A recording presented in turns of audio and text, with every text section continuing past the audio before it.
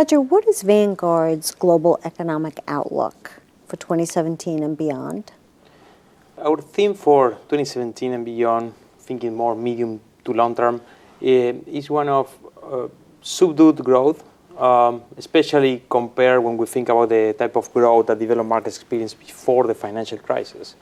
So we're talking about a view that is not as pessimistic as many had in terms of a Japan-style scenario, but is not that optimistic either, as we have seen some reaction in the markets after the US elections. It's a view that is more in the middle. It's a stable growth. And the reason for that stable growth is that the long-term drivers of growth are not necessarily policy related. With so much policy debates we hear about, there are more forces such as demographics, such as technology. In spite of all the technological breakthroughs we're seeing every day, but those are not translating yet into faster productivity growth. So with that in mind, that's where we think the growth may remain subdued going forward for the global markets. Andrew, what would you expect for the U.S. growth and perhaps for emerging markets going forward? Sure.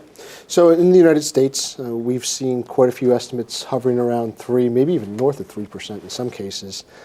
We don't necessarily share that degree of optimism, right? We peg trend growth for the U.S. somewhere around 2%. And while we don't have a lot of clarity around policies of the incoming administration, we believe there could be some benefits there, right? You could see some tax reform at some point in 2017 or possibly 2018, some infrastructure spending, which would be a boost to growth. At the same time, protectionist policies, right? The anti-immigration sentiment, that could actually be a detractor. So as those things work themselves out, we would peg growth in the U.S. in 2017 somewhere around 2.5%. A lot of these policies, right? I mentioned anti-immigration, the deglobalization, so anti-free trade policies. Those are going to have impacts globally, not the least of which on emerging markets. So emerging markets are going to be impacted, in some cases negatively, by this policy uncertainty, by the evolution of these policies, by interest rates, by a strengthening dollar. And I think in addition to that, maybe even more so, is the impact of China. So how is China going to progress in their transition to a developed market model for growth, right? Gone are the days of 8, 9, 10, 11% growth in China being driven primarily by investment and exports. That's being replaced with a more developed market model type of growth where it depends more on consumption, right? So as they transition to that, they're going to continue to slow. And just how well are emerging markets going to be able to deal with that? That's going to go a long way towards dictating how they perform in 2017 and beyond. Peter, what would our expectations be for Europe, particularly with the Brexit negotiations underway? Yeah, I think growth in Europe is continuing to be rather subdued.